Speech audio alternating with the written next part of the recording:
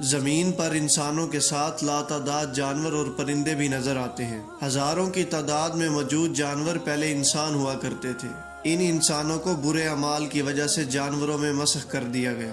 تاریخ دان چند مشہور جانوروں کے متعلق بتاتا ہے کہ آخر کیا وجوہات تھی جن کی بنیاد پر انسانوں کو جانور بنا دیا گیا۔ سب سے پہلے ہاتھی کا ذکر کرتے ہیں۔ ہاتھی دراصل ایک بادشاہ تھا جو فعل حرام یعنی زنا کرنے کی وجہ سے انسانوں سے جانوروں میں مسخ کر دیا گیا۔ جنگل میں رہنے والا ایک بدکار شخص جس سے بدفعلی کی جاتی تھی، عذاب الہی کی وجہ سے اس مرد کو ریچھ بنا دیا گیا۔ خرگوش جو ایک عورت تھی، وہ پاکیزگی کا خیال نہیں رکھتی تھی اور اپنے شوہر کے ساتھ خیانت کی کرتی تھی، اسی وجہ سے اس عورت کو خرگوش کی شکل میں مسخ کر دیا گیا۔ بندر جو انسانوں کی سب سے قریبی شبیہ مانی جاتی ہے، یہ اسرائیل کی وہ قوم تھی جو ہفتے کے دن شکار کیا کرتی تھی۔ ہفتے کے دن ان کو شکار کرنے سے منع کیا گیا تھا، لیکن باز نہ آنے پر انہیں بندر کی شکل میں مسخ کر دیا گیا۔ بندر اور خنزیر وہ گروہ بھی تھے جو آسمانی کھانوں جیسے منہ سلوہ پر ایمان نہیں لاتے تھے۔ یہودیوں کے اس گروہ کو سزا کے طور پر بندر اور خنزیر کی شکل میں مسخ کر دیا گیا۔ ہمارے گھروں میں نظر آنے والی چھپکلی دراصل وہ انسان تھے جو انبیاء کو برا بھلا کہا کرتے تھے اور ان سے دشمنی رکھا کرتے تھے۔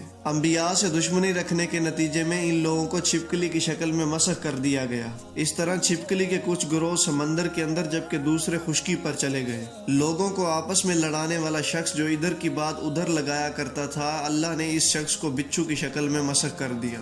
زرد رنگ کا چھوٹا سا بھیڑ اصل میں ایک کسائی تھا جو ترازو میں ڈنڈی مارا کرتا تھا۔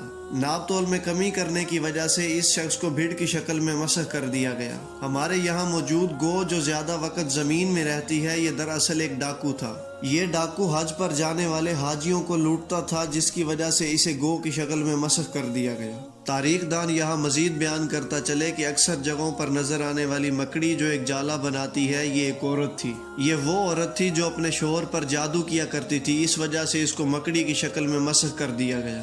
اموس ایک ایسا آدمی تھا جو دوستوں میں جدائی کروایا کرتا تھا۔ دوستوں میں لڑائی کروانے کی وجہ سے اسے اموس شکل میں مسخ کر دیا گیا۔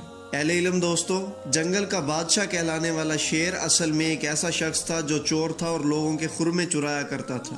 باغات سے لوگوں کے خرمے چوری کرنے کی سزا میں اللہ تعالیٰ نے اس آدمی کو شیر کی شکل میں مسخ کر دیا۔ ہمارے معاشرے میں شیر یعنی کہ جو ایک چور تھا، اس کو بہادری کی علامت سمجھا جاتا ہے۔ یہودیوں کا ایک گروہ چوہوں کی شکل میں بھی مسخ ہوا۔ گرمیوں میں بہت زیادہ پریشان کرنے والا مچھر اور سروں میں موجود جوں انبیاء سے حسد کیا کرتے تھے۔ انبیاء سے حسد کرنے کی وجہ سے ان انسانوں کو مچھر اور جوں کی شکل میں مسخ کر دیا گیا۔ دو جانور زہرہ اور سہل، یہ دونوں مرد اور عورت سے مسخ ہوئے ہیں۔ پانی میں رہنے والا ایک جانور جسے زہرہ کہا جاتا ہے، دراصل یمن کا ایک ظالم شخص تھا جو لوگوں کا مال کھایا کرتا تھا۔ لوگوں کا مال کھانے کی وجہ سے اسے اس جانور کی شکل میں مسخ کر دیا گیا۔